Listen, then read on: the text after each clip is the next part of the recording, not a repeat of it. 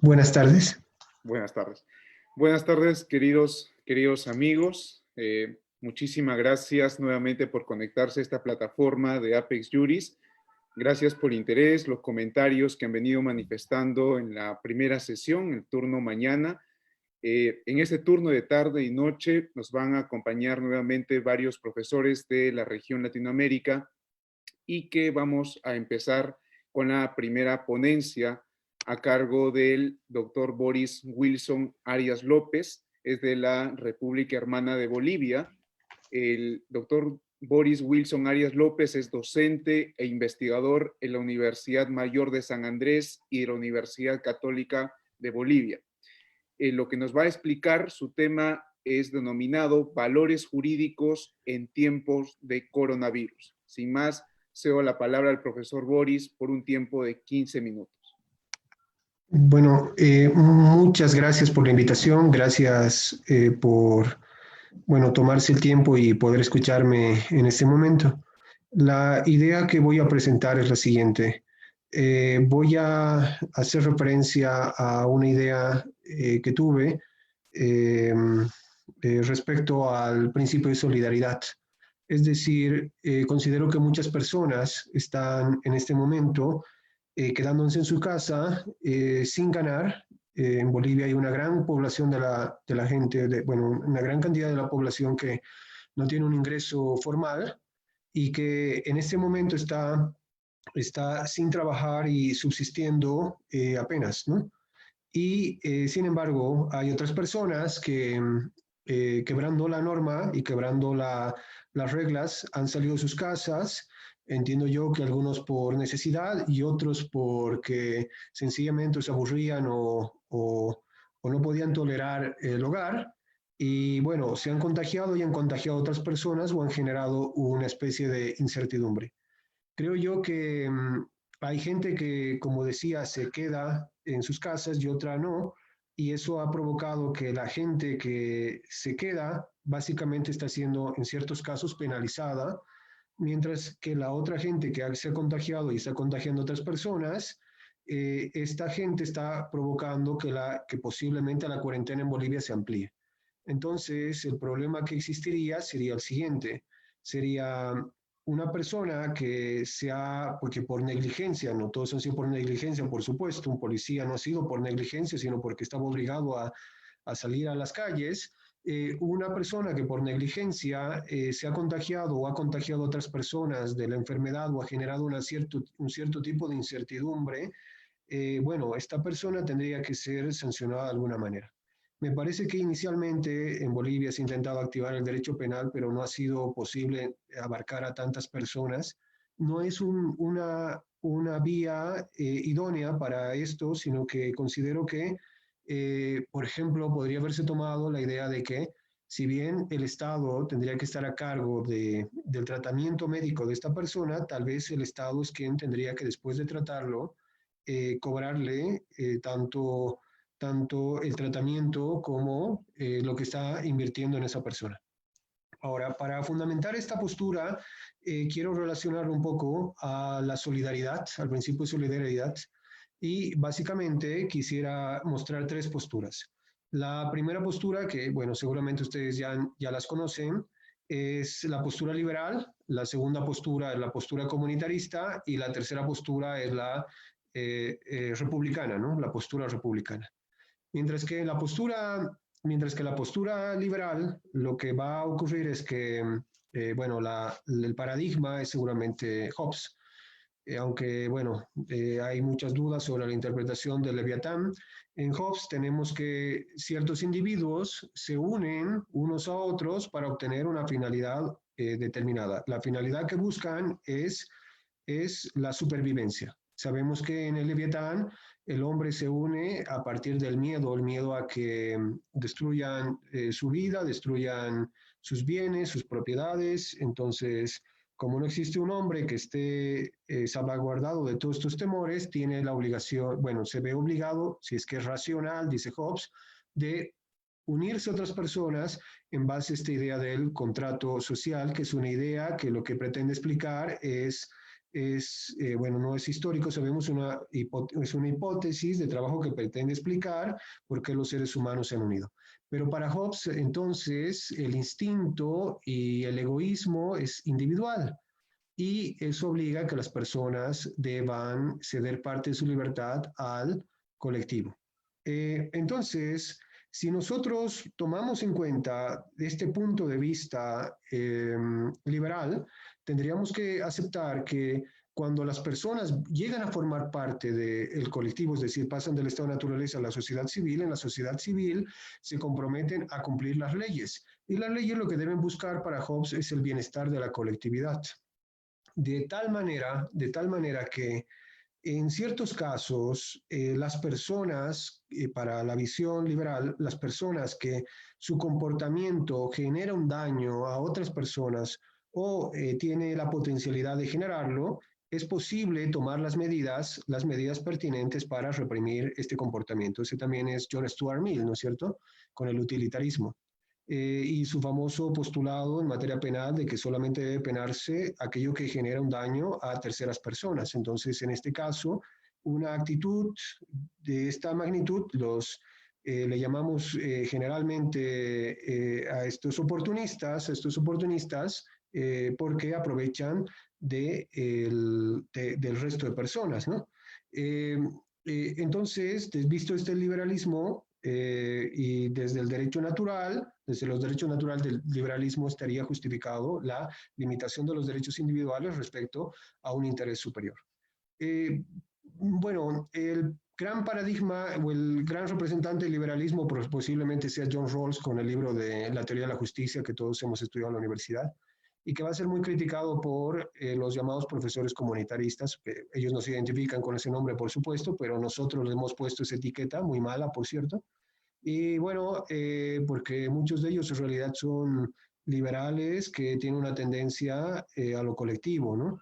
Y bueno, entre estos, por ejemplo, está Michael Sandel, que va a criticar que en este caso la cultura no puede estar, bueno, que el liberalismo en realidad que pretende ser una cultura neutral, esta mañana alguien estuvo hablando sobre eso, estuve escuchando, no puede ser neutral porque prevalece la idea de libertad y que por lo tanto eso no debería, y ese es un tipo de cultura, la cultura liberal es una cultura más entre las demás y por lo tanto lo que está ocurriendo es que se está expulsando a otras culturas como las indígenas, ¿no? Como las indígenas.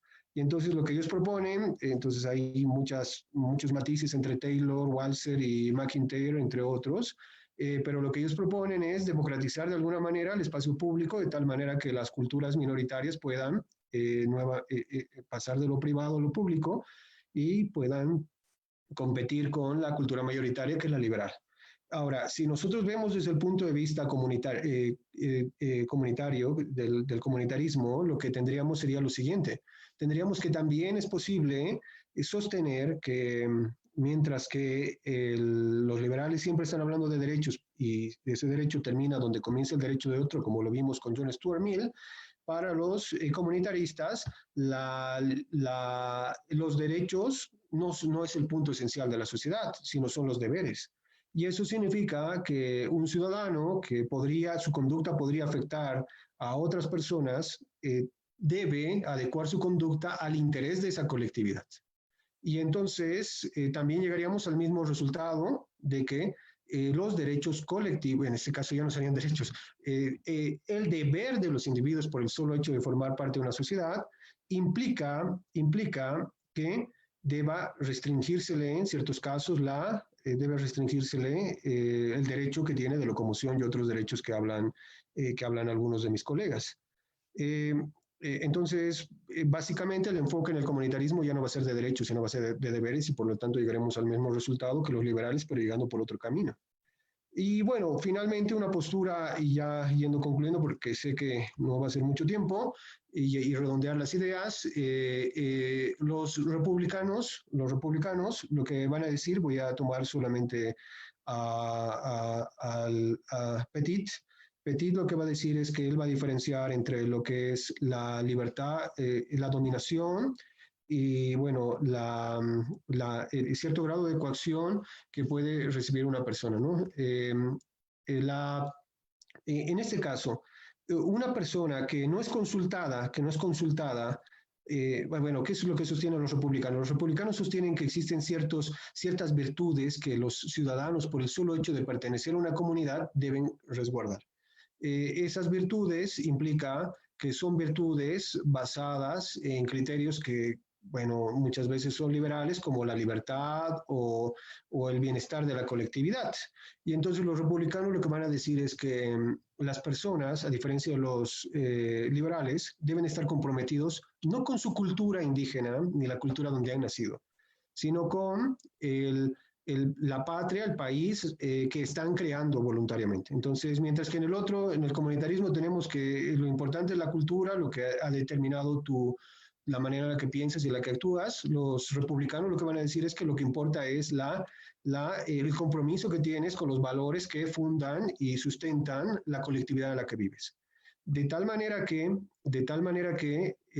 para el republicano, por ejemplo, Petit, que va a diferenciar ese tema de la dominación, que es como una especie de esclavismo, que no necesariamente incluye el ejercicio de algún grado de coacción sobre el individuo. ¿Por qué?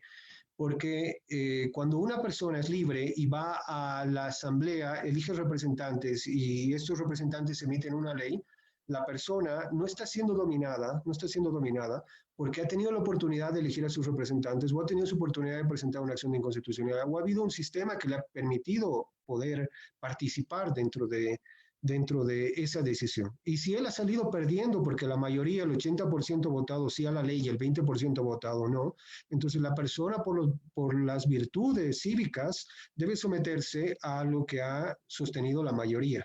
De tal manera que no existe un sistema de dominación, como diría Petit, similar a lo que es el esclavismo. Visto desde este punto de vista, también llegaríamos al mismo punto de que si es que un órgano que está ejerciendo ciertas competencias, que es el legislativo o en el caso de Bolivia, el legislativo, que es el que ha ratificado la cuarentena por parte del Ejecutivo, que había dictado el Ejecutivo, pero lo ha ratificado el Legislativo. Entonces, el hecho de vivir en una sociedad y comprometerse con lo que piensa la mayoría le obliga a aceptar esta decisión, ya a aceptar esos elementos. Y entonces llegaríamos al mismo resultado, al siguiente resultado, que estoy de acuerdo en que en nuestra cultura, al menos la boliviana, estamos todo el tiempo como abogados acostumbrados a hablar sobre los derechos y de regímenes de autoritarismo. Creo yo que lo que hemos descuidado un poco es dónde terminan esos derechos, que creo que fue el primer profesor esta mañana que también hablaba sobre ese tema. Y también creo que lo que hemos descuidado es que como el ser humano vive en una colectividad, los derechos que tiene el ser humano no pueden ser absolutos. Y como no pueden ser absolutos, van a tener un límite, sea visto de cualquiera de estas tres perspectivas. Y estas perspectivas te ofrecen un marco teórico para restringir en casos como ahora ciertos derechos de manera proporcionada, pero no deberíamos descuidar, creo yo, atendiendo a todo este discurso de los derechos y la Corte Interamericana y todas estas cosas que tenemos, control de convencionalidad, etcétera, que también las personas tienen deberes, y lo que he intentado mostrar es que el ejercicio de ese deber, que si tú sales y contagias a un policía y el policía se muere, es parte de tu responsabilidad, y implica eso que no estás actuando ni desde el punto de vista del liberalismo, ni del republicanismo, ni del comunitarismo, de acuerdo a el hecho de que vives en una colectividad. Básicamente, esa es la reflexión en el tiempo que me han dado, que quería hacer con ustedes. Muchas gracias. Bien, profesor Boris, muchísimas gracias por su importante disertación. Yo quisiera de pronto hacer una pequeña consulta o pregunta, de pronto así podamos aprovechar un último comentario suyo. En principio, bueno, se había estructurado por parte de su ponencia, de alguna otra manera, presupuestos de John Rawls, de Carl Schmitt, etcétera, etcétera, ¿no? y de pronto al momento de culminar la ponencia ha enfatizado en una pregunta que me parece bien importante: ¿dónde culminan o terminan los derechos? Pero también esta asocia la idea de los deberes, ¿no? La pregunta, en todo caso, una angustia quizás personal, es que si el soporte dogmático, cómo ha venido evolucionándose respecto a la doctrina y la jurisprudencia que sostienen a los derechos humanos o fundamentales en sí, también es el mismo soporte para los deberes jurídicos, los valores jurídicos, o es que tenemos que de pronto cambiar un poco esta doctrina para impulsar estos deberes, ¿no? Que creo yo más que nunca es importante en esta sociedad. Sí, bueno, muchas gracias por la pregunta. Lo que pasa es que con Luis Inarra, que expuso en la mañana, y con otros profesores aquí en Bolivia y otros colegas, yo he tenido algunas diferencias sobre la idea de que, bueno, se reclama mucho de por qué nos han puesto en cuarentena, de por qué no salen a dialogar con cada uno de los sectores para establecer la cuarentena. Y bueno, yo creo que la situación ha sido muy excepcional en este caso. Creo que en otros casos debería haber una discusión y un debate, pero en este caso salir a dialogar con todos los sectores para establecer una cuarentena, me parece que es algo que ha sido muy difícil, muy difícil. Entonces, yo no estoy muy seguro si los viejos moldes que nosotros estábamos manejando, porque aquí se habla mucho de Foucault y se está hablando igual esta mañana han hablado de otro profesor chino, etcétera. Entonces, todos esos moldes se adecúan a las circunstancias que hemos vivido en los países latinoamericanos y en el mundo con esta última pandemia. Yo creo que nos ha pescado totalmente en offside, y entonces todas las herramientas conceptuales que teníamos no están sirviendo para medir la situación que estamos viviendo en este momento.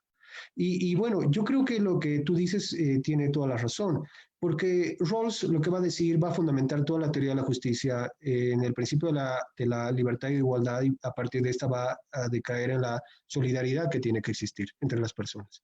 Yo creo que ese es un valor que hemos descuidado de alguna manera en toda esta discusión.